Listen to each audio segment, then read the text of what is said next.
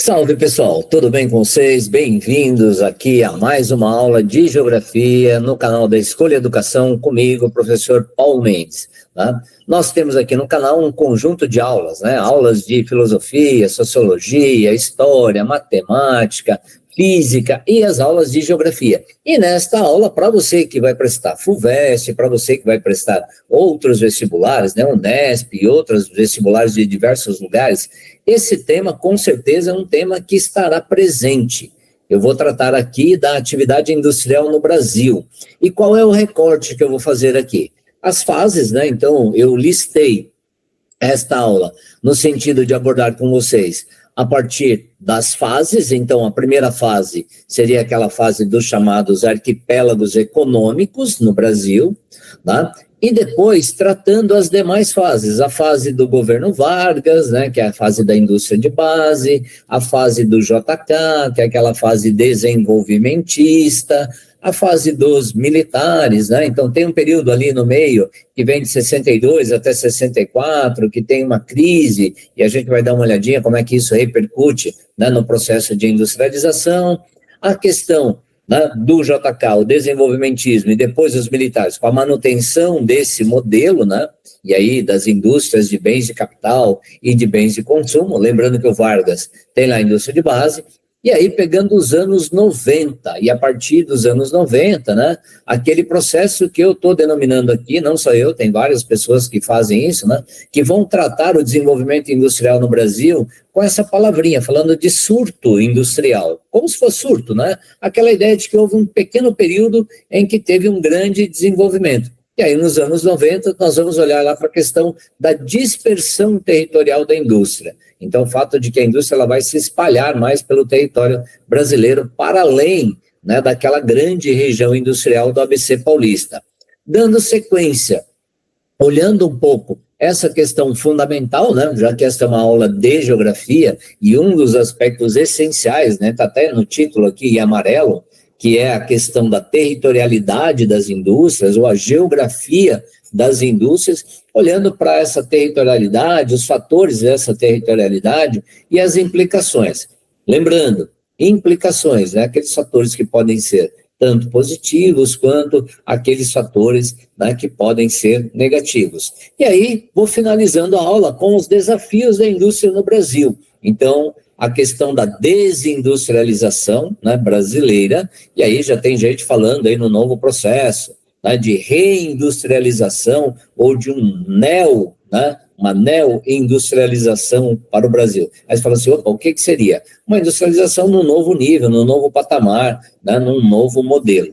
E fecho olhando as atividades ou atividade industrial pelas regiões brasileiras. Mas aí, para não ficar muito longa, para não ficar muito longa essa aula, eu vou dividi-la em duas etapas, tá? Do item, ou dos itens 1 ao 5, eu vou fazer nessa aula aqui, e o item 6, atividade industrial pelas regiões brasileiras, eu vou fazer numa outra gravação, tá bom? Então, se você já ficou até aqui comigo, nesse momento, eu vou te pedir duas gentilezas. Já aproveita aí, que você vai esquecer daqui a pouco, né? Dá uma curtida nesta aula, né? Se inscreve no canal se você ainda não é inscrito, porque esse é um canal de professores, feito, né, por professores, para alunos que estão buscando aí conhecimento, para poderem melhorar aí o seu desempenho no Enem, nos melhores vestibulares do país, e a gente está trabalhando aqui de maneira 100% voluntária, em prol do conhecimento, né? E aí a sua ajuda é fundamental. Vamos lá.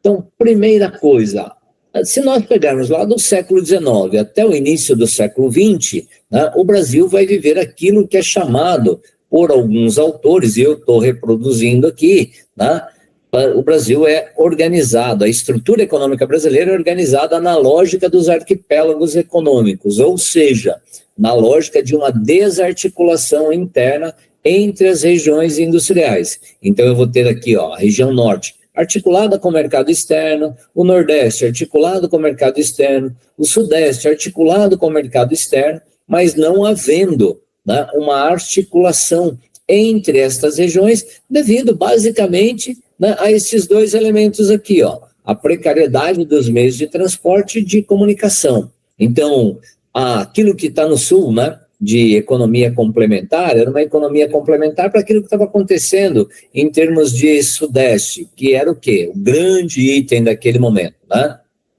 A gente tinha aqui o quê? O café. Então, nós vamos pegar, né, nesta região, a borracha, aqui no Nordeste, o polo canavieiro, algodoeiro, né? E aqui no Sudeste, principalmente, a questão do café. E aí, né, o Sul entrando como uma economia complementar. Muito bem. Isso significa que não havia nenhuma indústria no Brasil? Então, até os anos 20 não tínhamos indústrias aqui? Não, muito pelo contrário. Nós já tínhamos algumas indústrias, mas eram indústrias basicamente, né, voltadas para o quê? Para a produção de alimentos, voltadas para a produção de tecidos. Então, né, eu coloquei aqui uma tabelinha. Até 1884, nós tínhamos 388 estabelecimentos industriais, sendo que o número médio de operários por esses estabelecimentos era de 76 empregados. Então, no total, de 1884 até, né, 1919, nós vamos ter aí 13 mil estabelecimentos, ok? Mas é só para falar. Quando é que a coisa começa a mudar especificamente? A partir da crise de 29, mais especificamente a partir dos anos 30. Então, nessa fase 1 aí, que é a fase dos arquipélagos econômicos, o que é que nós vamos ter aqui, né, que vale a pena, né, destacar? Um baixo nível de industrialização. A que se deve isso? Ao fato de que o Brasil tinha um mercado interno, né, um mercado consumidor interno muito restrito, muito limitado em função da escravidão, e mesmo depois da abolição da escravidão, né, essas pessoas recém-libertas, elas não foram incorporadas ao modo de produção, então basicamente não tinham grana, né? E esse foi assim, já foi um absurdo do ponto de vista da existência da escravidão, né? Mas você tem uma permanência dessa exclusão muito acentuada. Segundo item, e que talvez o mais importante, havia um desinteresse muito grande das elites nacionais, né? As elites econômicas, no caso a elite agrária, basicamente, né, que estava preocupada muito mais em ganhar dinheiro com a agricultura exportadora de café do que em modernizar o país através da indústria. E tinha um terceiro fator, né, que é a dificuldade tecnológica. Então, assim, essa dificuldade em obter, né, e manter os bens de produção, como, por exemplo, máquinas e equipamentos. Por quê? Porque faltavam peças, e quando esses equipamentos quebravam, né, tinha que ser levado de volta até o país produtor ou trazer algum técnico de lá para poder consertar. Bom, vem 1929, vem a crise do café e, obviamente, que aquela, né, pungência, né, aquela coisa do desenvolvimento da economia cafeeira, isso é brecado. Então, aí, nós vamos ter o quê? Uma mudança significativa. De toda maneira, como é que o café, né, a economia cafeeira, ela estimulou a indústria no Brasil? Então, vamos lá para os itens, ó. Primeiro, ela gerou excedentes de capitais, certo? Ora, esse é um item fundamental. Segundo, ela contribuiu muito para a infraestrutura, principalmente de transportes, né? E aí nós vamos ter o quê? A ferrovia ligando Santos a Jundiaí, basicamente aqui, ó, essa ideia, né, de interligação com o interior. E aí depois nós vamos ter as outras ferrovias, como a Sorocabana aqui, né, como a Ituana e por aí vai. Mas principalmente as ferrovias e o Porto de Santos, e, no final, a questão do afluxo de imigrantes. Então, o fato de que muitos desses imigrantes que vieram para trabalhar na agricultura cafeeira, né, com a crise da economia cafeeira, eles acabam migrando para as cidades, e aí você vai tendo o quê? Né, uma mão de obra, entre aspas, né, qualificada para aquele tipo de situação que vai ser instalada ou que vai ser desenvolvido a partir daí. Então, a primeira fase, basicamente, é isso. Eu espero que tenha ficado claro. Muito bem, aí nós vamos ter aquilo que eu estou chamando de segunda fase, que é aquela fase do governo Vargas, né? Aquela fase chamada de nacionalista, aquela fase de uma indústria conhecida como indústria de base. Aí vale a pena destacar o quê?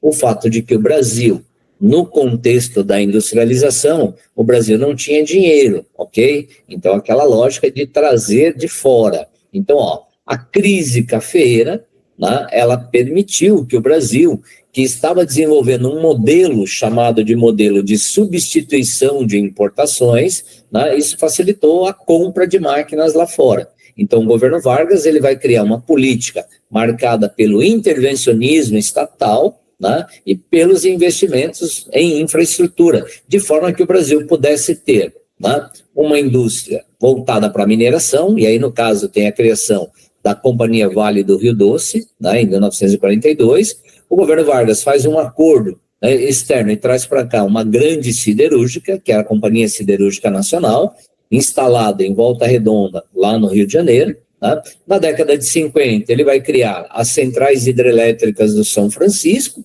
né, naquela lógica de que era necessário fornecer energia para o processo de desenvolvimento industrial, e na década de 50 vai criar uma indústria petroquímica, né, com a campanha lá, o petróleo é nosso, e a criação da Petrobras. Então, estes elementos permitiram ao Brasil a criação de uma chamada indústria de base, pautada no quê? Numa indústria siderúrgica, numa indústria metalúrgica e numa indústria petroquímica. Tá? Então, esta é a base, ou também chamada de indústria pesada. A partir daí, pegando uma classificação de indústria, nós vamos ter o quê? A chamada indústria de bens de produção, tá? Ou, se você quiser, bens de equipamento ou bens de capital. Então, nessa indústria, nós vamos ter as máquinas e os equipamentos. E aí nós temos uma indústria chamada de leve, que é a indústria de bens de consumo. No caso, bens de consumo duráveis e bens de consumo não duráveis. Então, essa base, essa cimentação aí, né, de um alicerce para o desenvolvimento industrial foi dado pelo Vargas. Vale a pena também destacar que no governo Vargas nós tivemos o quê? Né? A criação das leis trabalhistas, então o desenvolvimento, né, nacional de direitos básicos trabalhistas. Então, ao mesmo tempo em que houve uma industrialização lá, né, tem a criação da consolidação das leis do trabalho, que vai instituir a regra do salário mínimo, da jornada de 8 horas, aquelas férias com descanso semanal remunerados e por aí vai. Né? Criação de um sistema de previdência social, né? Essas coisas que são, obviamente, fundamentais a um processo de desenvolvimento, né, de uma categoria profissional, no caso, os operários, ok? Lembrando, estamos nos anos 30. Nos anos 30, os Estados Unidos adotando lá a política do bem-estar social, marcadas pelas ideias de quem? Do John Maynard Keynes. Então, o Estado garantindo direitos sociais básicos, né? Nós vamos ter, nesse momento, um sistema de organização da produção e do trabalho, chamado de Fordismo, tá? Que vai repercutir também por aqui nesta situação. Beleza? Fase 2, espero que, né, tenha dado conta. Muito bem. Aí a gente tem o quê? Gente, eu não vou ficar tratando aqui das crises, né, políticas, tal, das discussões mais, né, conceituais, importantes, obviamente, mas não vou tratar disso aqui pensando que o foco dessa aula é revisar para quem está em fase pré-vestibular, né, aqueles conteúdos que vão ajudá-los a resolver determinadas questões sobre indústria, sobre industrialização. Então, a terceira fase da indústria no Brasil é a chamada fase desenvolvimentista. Ela é marcada pelo quê? Pelo projeto, né, dos 50 anos de desenvolvimento em 5 anos de governo. Então, se o Vargas tratou de um projeto nacionalista de base, o JK vai abrir o país para a questão da internacionalização do parque industrial e da economia brasileira. Ok? Com a entrada das multinacionais. E aí nós vamos ter o quê? Um elemento muito importante, a formação, né, de uma base sobre a qual se estrutura o desenvolvimento industrial brasileiro, que é o chamado tripé econômico. Em que consistiu esse tripé econômico? Ele consistiu nisso, ó, um acordo feito entre o governo, os industriais internacionais, ou seja, as indústrias, né, internacionais ou multinacionais, e os capitalistas nacionais, determinando mais ou menos papéis ou funções. Então, a indústria de base, né, que são essa indústria de base toda feita pelo Estado. A infraestrutura também toda feita pelo Estado, geração de energia, né, a questão das rodovias, a questão dos portos, dos aeroportos, essa questão básica. A indústria de bens de consumo não duráveis, ela ficou né, a cargo dos capitais privados nacionais. Então, uma indústria de bebida, de alimentos, de beneficiamento de produtos agrícolas, leia-se, uma indústria menos sofisticada do ponto de vista tecnológico, né, ficou com os capitalistas nacionais. E, por fim, a indústria de bens de consumo duráveis, né, o filé do mercado brasileiro, ficou com as indústrias chamadas, ou com as empresas chamadas de multinacionais. Então, os capitais privados e internacionais, nos setores automobilístico, eletrônico, eletrodoméstico, isso tudo feito a partir do quê? A partir do capital internacional. No JK, o que nós vamos ter aqui? Eu só coloquei do lado para você, né, ter lá uma situação específica. Ó, aqui está dizendo, tá, que um programa de metas, o programa de metas ele tinha o quê? Um conjunto de metas. Tem um errinho aqui, ó, que depois eu conserto, mas agora não vou parar para isso não. O objetivo era a autossuficiência na produção de bens de consumo, ok? Então, assim, algumas prioridades, ó, produção de energia, né, portanto, geração de energia, desenvolvimento de meios, né, de modais de transporte, uma indústria de bens de produção, então, indústria de aço, de alumínio, de borracha, cimento, maquinaria pesada, né, o desenvolvimento de uma indústria de alimentação e, obviamente, o desenvolvimento da educação. Somado a isso, né, teve uma das grandes metas do JK, que foi a criação de Brasília. E aí, assim, tem até um material bem interessante do professor José William Vezentini, da FEFELESH aqui na USP, em São Paulo, né, que ele vai trabalhar com Brasília como sendo a capital da geopolítica, né, que você transfere a questão do poder central para um lugar distante para que você possa fazer as coisas sem ser tão pressionado pelos grupos sociais. Mas JK é isso, ok? Muito bem, aí nós vamos ter aqui, ó, eu não coloquei, né, ó, veja que aqui eu estou na fase 3, eu não coloquei uma fase 4. Por que eu não coloquei uma fase 4, né? Porque uma fase 4 seria o quê? O período de 62 a 64, né? Que vai ser aquele período marcado pelo quê? Por uma grande instabilidade política, né? Que vai repercutir no ritmo de desenvolvimento da industrialização. Eu não coloquei aqui, mais para frente vai ter uma síntese geral, e nessa síntese geral eu vou retomar, tá? Então vai ser marcado lá na realidade, pela renúncia do Jânio Quadros, tá? E pelo aquele período que vai levar, ou que vai demorar aí para a chegada, ou para que o Jango possa assumir o poder, ok? Então esse é um período que atrasa um pouco. E aí vem o quê? Vem a ditadura civil-militar, né? Ou a ditadura militar, como queiram alguns, aqui eu não vou nem entrar nesse mérito, porque o meu objetivo é olhar para a indústria. O que os governos militares fizeram na realidade? Eles não tinham um projeto definido, então eles fizeram o quê? Continuaram com o modelo, né? Um modelo que tinha sido implementado pelo JK, mas que já tinha sido também colocado um pouco em prática pelo Vargas, que é aquele modelo de industrialização dependente. Então você tinha, né, uma dependência na economia e uma independência na tecnologia, que é uma característica da industrialização dos chamados países subdesenvolvidos, né, ou atualmente em desenvolvimento. E aí, o que eles fizeram também? Eles impulsionaram, através de dinheiro emprestado lá fora e colocando aqui dentro, o chamado desenvolvimento da infraestrutura no país. Então, são aquelas grandes obras, né, que muitas delas a gente sabe que não tiveram muita finalidade ou nenhuma finalidade. Transamazônica, por exemplo, é uma situação como essa, né? E nós tivemos outras aí. E, nesse período de 68 até 73, cria-se aquilo que ficou conhecido como sendo o milagre econômico brasileiro.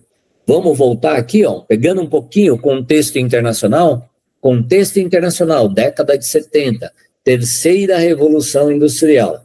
Contexto internacional, na década de 70, permanece a lógica da Guerra Fria e tal. Mas nesse contexto aqui, né, nós vamos ter o quê? O Brasil pegando dinheiro lá fora, investindo aqui dentro e desenvolvendo. Olha, o Brasil cresceu, por exemplo, nesse período, e eu vou pegar aqui, ó, Não, os pontos do milagre econômico, bem importantes. O Brasil chegou a crescer 11% ao ano, que é uma taxa absurda de crescimento, né? Extremamente importante. O Brasil tinha inflação moderada para os padrões da época, né? O Brasil moderniza sua indústria, o Brasil amplia a presença das estatais, principalmente na mineração, na petroquímica, nas comunicações, como, por exemplo, lá, né, com a Embratel ou com o sistema Telebrás. Aquelas obras gigantescas e caras, a exemplo de Itaipu, né, que deveria ter custado por volta de US$ 1 bilhão, era o orçamento inicial, acabou custando 19 bilhões de dólares e por aí vai. Então, né, este é o processo. Mas em 73, aquilo que o Brasil, em tese, né, porque todo mundo que está num processo de produção, todo mundo que está olhando o nível de desenvolvimento de um lugar, todo mundo que estuda e analisa as estruturas e funcionamentos do capitalismo, sabe que as crises são cíclicas. Então, você não vai ter, né, um período de crescimento contínuo durante o tempo todo. Tal. Então, aí nós tivemos uma crise, e essa crise foi provocada pelo quê, basicamente? Pela primeira grande crise internacional do petróleo. Então, os países árabes, né, acabam atacando Israel, naquela guerra lá chamada de Guerra do Yom Kippur, e a partir daí o petróleo sai de algo próximo de $14 que estava o barril, vai para 40, depois vai para $100 e poucos o barril. Então, o Brasil, que estava pegando dinheiro lá fora para implementar aqui dentro algumas transformações, chega nesse momento, ele tem que juntar dinheiro para pagar dívida. Então, esta fase, a partir de 73, ela é marcada por isso que está aqui, ó, uma elevação muito acentuada, né, da dívida externa, um arroxo salarial para a classe trabalhadora, e aí nós vamos olhar, arroxo, aperto, né, redução do poder de compra. Essa redução do poder de compra era dada basicamente pelo quê? Por uma inflação que vai aumentar. Né? Segundo, você já não tinha uma condição boa de vida para a maior parte dos brasileiros. Aí os trabalhadores, ao mesmo tempo, estão proibidos, né, totalmente, de fazerem manifestações sociais em prol de melhorias de condições de emprego e de trabalho. Automaticamente, né? Então, por melhores salários e melhores condições de trabalho. Isso acabou acentuando o quê? O arroxo. Nós temos o quê, então? O desemprego. Com a crise, tem-se o desemprego. Então, nesse período, houve um grande empobrecimento, né, de uma gigantesca parcela da população brasileira, e o Brasil, que não tinha resolvido os seus problemas sociais no período anterior, em que estava crescendo, não é agora, quando entra em crise, que vai resolver isso, né? E todos nós sabemos disso. Então, a década perdida, aí, que vai do final dos anos 70 até meados dos anos 80. Eu coloquei aqui, só em título de curiosidade, né, para quem eventualmente, né, não conhece, ou para quem de repente possa se interessar mais por esse tema e resolva dar uma consultada, ó, é do IPEA, o Instituto de Pesquisas Econômicas Aplicadas, né? E aí ele vai trazer aqui as taxas de inflação, e aí está falando, né, perdão, aqui não é taxa de inflação não, está falando de dívida externa bruta e do crescimento da dívida externa bruta, tá? Lembrando, se você agora tem que pagar dívida, né, se você não consegue amortizar a dívida, você tem que ir pagando juros e serviços da dívida. E o Brasil ficou um bom tempo pagando algo próximo de $8 bilhões dessa dívida externa, $8 bilhões que poderiam ser investidos em vários itens, como, por exemplo, na melhoria da qualidade da educação, na expansão da educação para a imensa maioria da população brasileira, resolvendo problemas que se arrastam até hoje, né? Como, por exemplo, a baixa escolaridade, como, por exemplo, a questão do saneamento básico, ainda muito precarizado em muitas áreas, como, por exemplo, a falta de uma política específica de desenvolvimento tecnológico, ok? Muito bem.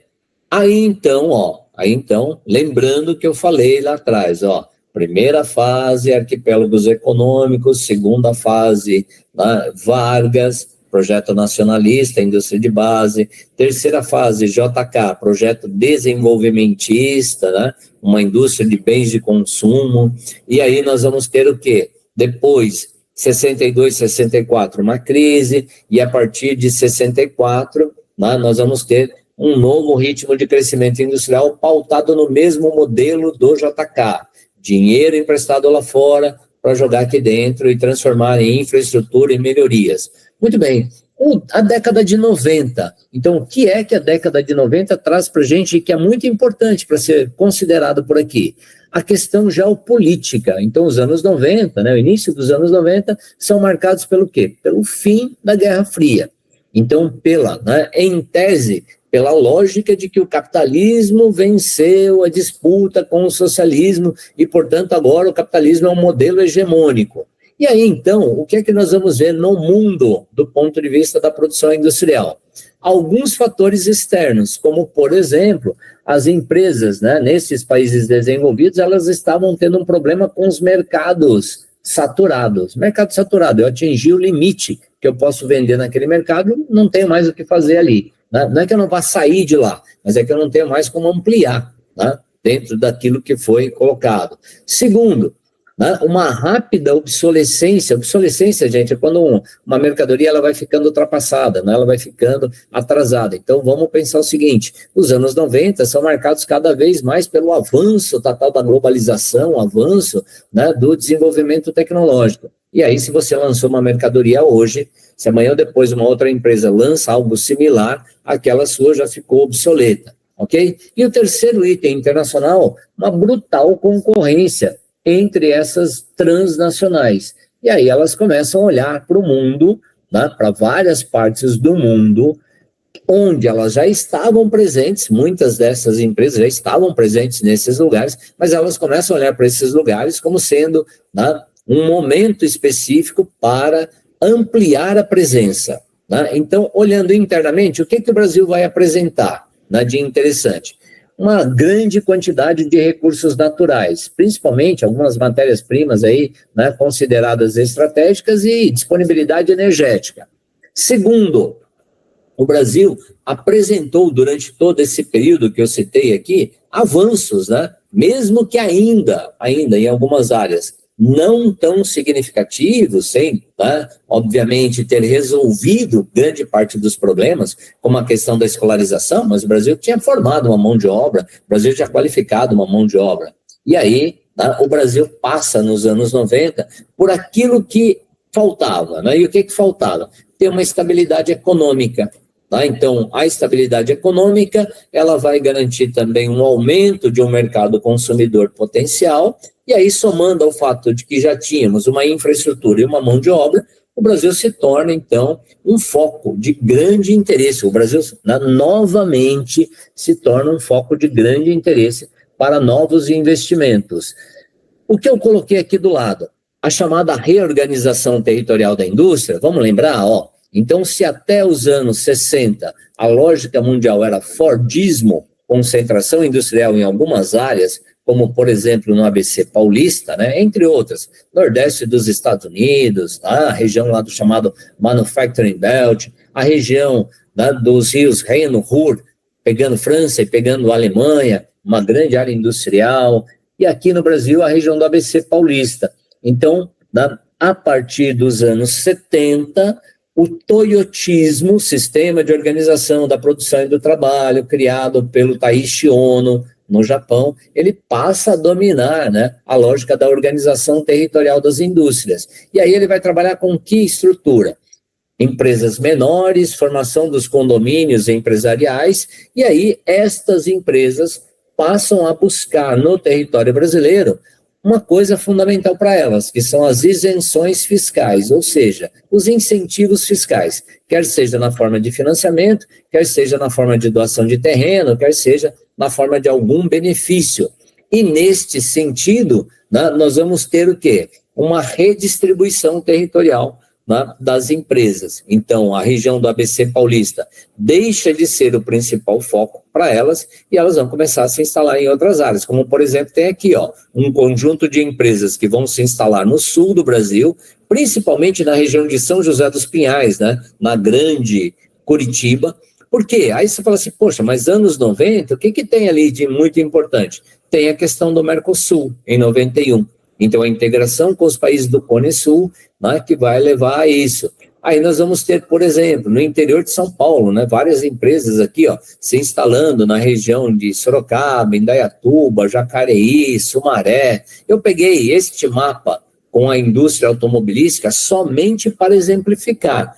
A indústria automobilística foi um dos itens, né, mas ela não foi a única. Então, nós vamos ter esta reorganização das indústrias, e aí o Brasil vive, a partir dos anos 90, aquilo que eu disse lá no início e vou repetir agora, um novo surto industrial.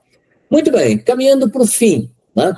Essa interiorização, essa dispersão territorial das indústrias no Brasil, ela teve alguns fatores específicos. Vamos a eles aqui, para ficar mais fácil. Ó. Primeiro, era um objetivo, qual? Redução do custo produtivo. Esta redução do custo produtivo, ela vai ser dada pelo quê?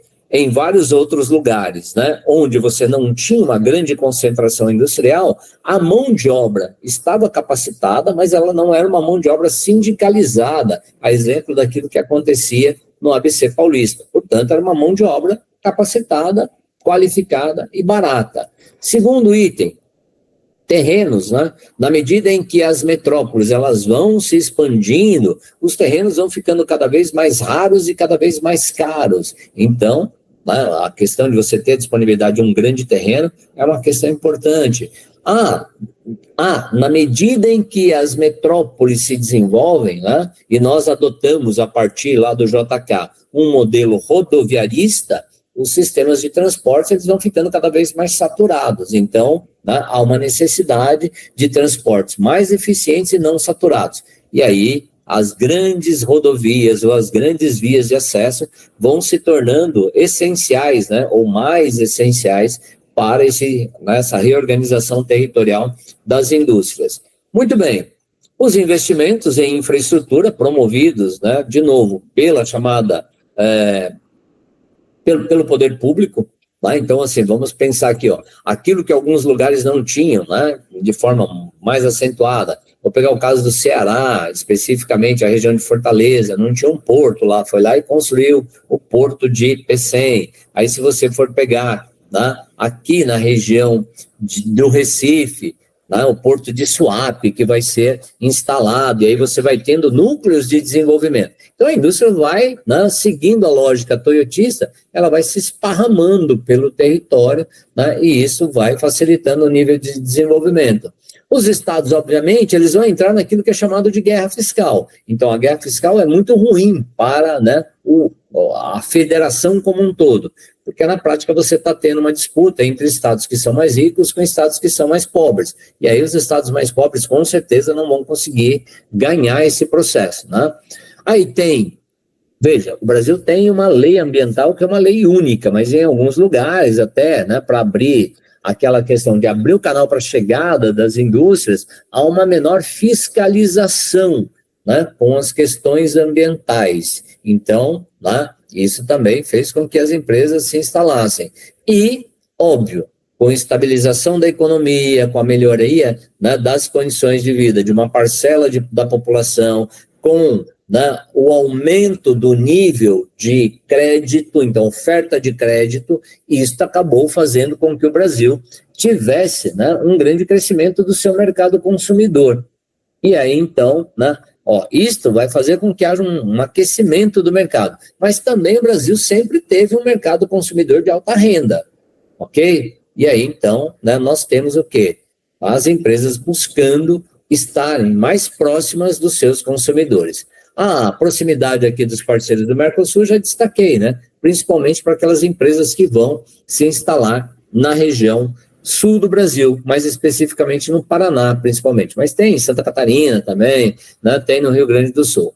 Bom, aí um panorama. Eu olhei para isso. Se eu pegar aqui, ó, da década de 40, vamos dar uma olhadinha nesse gráfico, ó, evolução da participação da indústria no PIB brasileiro de 47 a 2015. Então, nós vamos perceber que, assim, ó, tinha uma participação, né?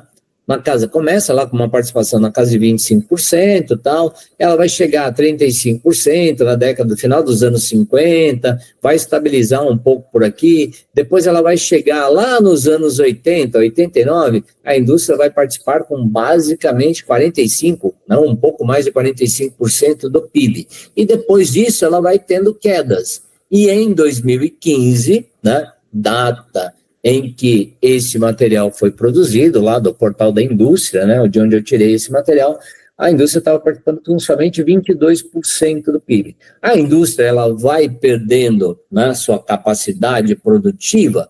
Na realidade, ela vai recebendo menos investimentos e alguns tipos, né, alguns setores industriais vão sendo transferidos para outros lugares. Inclusive, empresas brasileiras, né, vão produzir em outros lugares, a exemplo da China, ou da própria China, ou vão transferir, né, vão terceirizar seu processo produtivo. Então, a indústria tem uma queda significativa. E isto, né, é importante para observarmos. Então, qual é o panorama? Então, quais são os problemas, de maneira geral, apresentados aí quando se observa isso? A questão da logística, né? Então, principalmente no que diz respeito aos transportes, né? Que é decorrente daquela política rodoviarista lá dos anos 50, e nós deixamos, né, haver um sucateamento, né, dos outros modais, principalmente do modal ferroviário. Tá? Nós vamos ter aqui problemas ligados aos portos, né, à geração de energia, lembrando para quem, né, de repente é mais novinho, não ouviu falar disso, para quem, né, de repente esqueceu disso, aí em 2001 o Brasil vivenciou um apagão elétrico, tá? E isso é importante ser observado. Se você tem um projeto de desenvolvimento e você não disponibiliza energia, isso vai atrapalhar muito, né? Porque ninguém vai fazer um investimento sabendo que vai ter crise de abastecimento energético. Terceiro e quartos itens aqui, ó. Infelizmente, né, um baixo investimento público e privado no desenvolvimento tecnológico, em pesquisa e desenvolvimento, né? Então, isso também vai atrasar. Tem a questão da baixa qualificação da força de trabalho, ou seja, da mão de obra? Tem. Né? Eu falei agora há pouco que o Brasil era atrativo, porque ele tinha feito, de certa forma, né, a sua lição de casa, mas assim, do ponto de vista de você, né, completar a cadeia produtiva, tendo uma indústria de alta tecnologia, o Brasil não capacita uma mão de obra específica para atingir esse patamar. Vou dar um exemplo, a indústria de química fina, né? Eu imagino que ela nunca tenha sido desenvolvida aqui, basicamente por uma questão de falta de mão de obra disponível para isso. E aí não dá para fazer isso sem, tá, resolver a questão da qualificação da mão de obra. Aquela discussão eterna da carga tributária, né, de ter uma carga tributária elevada, e a questão das barreiras tarifárias e não tarifárias impostas por outros países. Ok? Então, assim, vamos pensar, ó, os Estados Unidos sobretaxam o aço brasileiro desde os anos 70, né, até agora. Então, assim, o que é que nós temos? Isso aqui tudo, alguns chamariam de custo Brasil. Então, nós tivemos durante muito tempo um alto custo produtivo. E aí, quando você tem um alto custo produtivo, muita gente vai preferir, né, fazer o quê? Transferir a sua produção para outro lugar. Ou, se nós olharmos de maneira geral, né, algumas empresas vão escolher ir para o país vizinho. Foi o caso, por exemplo, da Ford. Tudo bem que na minha avaliação, vou repetir, na minha avaliação, a questão da Ford está mais ligada a uma política, né, equivocada, adotada pela matriz da Ford num determinado momento, que saiu comprando várias outras empresas ao invés de fazer o processo de modernização da própria, né? Vai comprar a Jaguar, vai comprar lá num primeiro momento, compra, se não me engano, a Volvo, depois acaba repassando, né? Hoje são os chineses que são os donos, mas é isso. Então, o Brasil, por exemplo, né, ele está vivenciando hoje aquilo que a gente chama de desindustrialização precoce. E o que é essa desindustrialização precoce? Né? Essa desindustrialização é aquele processo em que você vai deixando de ter, num país, né, todas as etapas do processo produtivo. Então, é quando você tem, ó, uma redução persistente da participação do emprego industrial no emprego total de um país. E aí, aqui o texto, né, ele está destacando uma coisa importante, que tanto os Estados Unidos quanto o Brasil, né, eles têm passado por esse problema. Só que aí é uma diferença gigantesca, né? Os Estados Unidos completaram a etapa do seu processo industrial. O Brasil ainda não completou. Então, por isso, né, aquilo que é chamado de maturidade do processo. Então, por isso, os impactos nos Estados Unidos são negativos? São, mas eles são menos negativos do que os impactos do Brasil. E aí o Brasil está vivenciando uma outra coisa hoje, que é uma reprimarização da economia. Ou, se você quiser, vou dar um outro nome, que provavelmente, né, talvez alguns vão ouvir por aí, que é a chamada, né, comoditização do território. né, que é aquela coisa de que você está produzindo cada vez mais produtos agrícolas e minerais, né, no seu estado bruto. E aí você deixa de fazer o beneficiamento aqui, você deixa de gerar emprego e desenvolvimento aqui e acaba gerando em outros lugares. Tá? Então, assim, os efeitos, né? Os efeitos. Aumenta o nível de desemprego, você tem uma incapacidade de atender as demandas de um mercado interno, isso vai acentuar cada vez mais, né, a ideia, o efeito negativo na balança comercial, então você vai ter cada vez mais um saldo negativo, ok? Agora, por outro lado, vamos levar em conta uma coisa fundamental, tá? Eu falei lá no início, né? O Brasil precisa redesenhar o seu processo de industrialização. O Brasil precisa ter, né, um novo processo de industrialização que permita ao país não só, né, a sua soberania tecnológica, como o desenvolvimento, né, de setores absolutamente estratégicos para qualquer país. Não dá para permanecer dependente tecnologicamente de vários outros países, principalmente em setores absurdamente estratégicos, como, por exemplo, setor de defesa, né? Uma indústria de defesa, por exemplo, né, foi desativando isso ao longo do tempo, ok?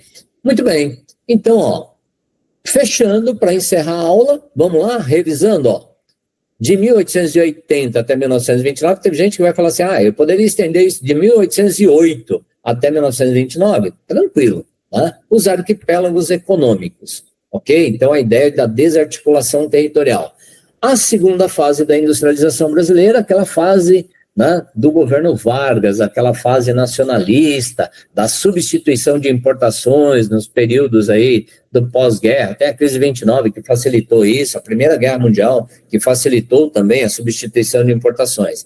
A terceira fase, de 56 a 61, com o governo JK, abertura econômica, multinacionais, plano de metas, rodoviarismo, Brasília, concentração industrial no Sudeste brasileiro e principalmente no ABC paulista. Tá? Quarta fase, que eu não destaquei na sequência da aula, mas estou destacando aqui. Não destaquei enquanto, né, texto, mas agora estou destacando aqui, ó. Período de instabilidade política e de incertezas, né? 62, 64, renúncia do Jânio Quadros, posse do João Goulart, e aí aquele período que antecedeu, né, a implantação do regime ditatorial, ou da ditadura, ou do golpe militar. Né? A terminologia, né, ela vai ficar aí ao gosto de quem estiver interpretando isso. Eu uso como sendo ditadura militar e golpe militar, ok? Então, a ditadura teve o milagre econômico brasileiro e forte investimento de capital estrangeiro em infraestrutura. Então, a lógica era o quê? Pegar dinheiro lá fora e investir aqui dentro. Só que, ao mesmo tempo, você vai ter o quê? O Brasil investe, mas não resolve problemas estruturais básicos, como, né, não resolveu o problema da alfabetização da população, o problema relacionado à questão da saúde, o problema relacionado à questão do saneamento básico. Então, nós tivemos o quê? Um aumento da pobreza, um aumento da exclusão social, né? Uma dívida externa gigantesca. Então, o Brasil se moderniza, se torna urbano, industrial, tal, aquela coisa toda, mas tem uma modernização conservadora. E, por fim, os anos 90, que nós vamos ter o quê? Um novo surto industrial, uma reorganização da indústria pelo território nacional, né? A implantação da indústria em várias outras regiões, para além daquela região sudeste, tá? E nos últimos tempos nós estamos vivendo o quê? Uma desindustrialização acelerada. Senhoras e senhores, eu dou por fim esta aula aqui, não ela ficou um tanto longa, eu concordo com isso, né? Mas eu gostaria muito que, se você me acompanhou até aqui, que você me dê o seu parecer sobre essa aula, né? Faz aí nos comentários, diz o que você achou, mas não deixe de se inscrever no canal, não deixe de curtir a aula, porque isso é importante para a gente, tá? Isso dá um retorno para a gente aqui, que é bem legal, e isso nos motiva a trabalharmos cada vez mais em prol desse conhecimento. O que está faltando?